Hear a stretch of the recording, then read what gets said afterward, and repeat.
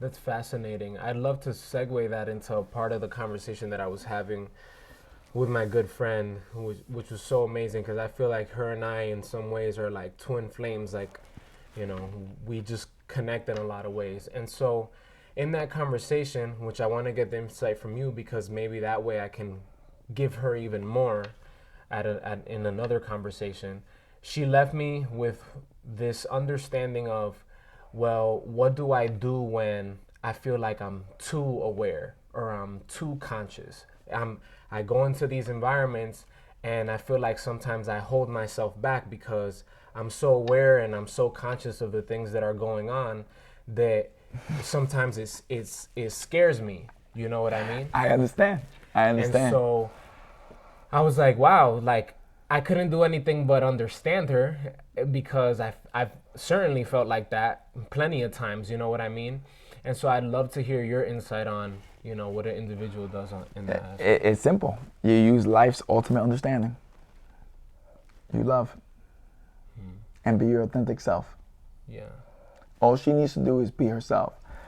But what I can tell you is, especially because she's saying she's scared, right? It stops her from being her. Fear restricts. Yeah, absolutely. That was So good. what she actually needs to do is just get into a place of love and acceptance and be herself Yeah. and not worry about what the outcome is gonna be. Yeah. Because that's the problem. If she's worried about the outcome, then she's gonna become transactional. If she's scared, she's gonna become transactional. Yeah. If if there is that fear, then what ends up happening? Then defensiveness, then justification, then worst case scenario thoughts come in, and then you manifest it. Yeah. But what she needs to do is be her authentic self, have unwavering faith and belief, right? Yeah. And then no matter what, that's how you do it. That's the key to everything in life. But then you have to be for real because whatever it is that you say you're gonna do, whatever promises you make, you gotta keep it all. Because other than that, then you're not you. Then that means that you're not authentic. So whatever it is that you're choosing to say, whatever it is you're choosing to say you're gonna do, and whatever it is you're committing to, you go all the way and you be great at it. Yeah. And you be phenomenal. Yeah.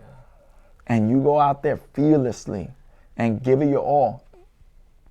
Now, the last thing that you need is then to add the vulnerability aspect. Okay. Because a lot of people, they mistake, they think, oh, I'm being weak. No, being vulnerable is being strong because being vulnerable is being yourself. Yeah. Being vulnerable is being honest with yourself and whoever it is that you're communicating with, whether it's in a relationship, whether it's in a family, whether it's friends, whether it's business. Be vulnerable because that means you're staying true to you. Yeah. And that's her superpower. You tell her to be vulnerable and to speak her truth. Yeah. And then to be open to accepting the environment around her. Okay. And what do I mean by accept? When I say accept it, I mean to see it as it is. I'm not saying to conform to it. Right. See it as it is. Okay. Now, then, if a conversation and a dialogue of deeper understanding of values and principles that can be implemented so that the relationship can continue and it can continue to thrive, then you do that and then you protect it with everything you have. And it doesn't matter in what context, but you give it your own. But again, I'll say it again, you protect it. Yeah. Because if she's so aware, then she also have to understand that not everyone is as aware. So if they're not as aware, Yeah. you know what your job is to do? By being yourself, you do nothing, but you let them absorb you and your character. And in turn, they'll become better. Yeah. That's fascinating. That's exactly part of what the conversation was. Don't correct them. Yeah. It's not your job to correct them. Yeah. You see what I'm saying? It's not your job to correct a partner. It's not your job to correct a business relationship. It's not your job to correct a friendship, a family member relationship. No, your job is to be you and to be great and to model for them. And when you model for them, they'll feel it. Yeah. They're gonna feel it. And when you give that to them and when they feel that love and it feels good, it might take some time. It might take 6 months, but they'll reciprocate it. Because for the first time, They'll know that someone is for real. Yeah. And guess what?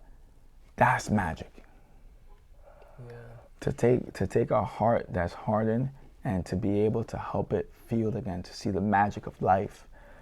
That is the most beautiful gift that you can ever receive in the world. And then to be alongside that person in a relationship context, in a business context, all the deals that will be done over a dinner table with joy, with friends and family, all the things that will be planned, all the experiences that will be planned to be exposed to together, whether it's going to Greece or going to see a Broadway show. And that's what it's about. Yeah. Life is meant to be celebrated.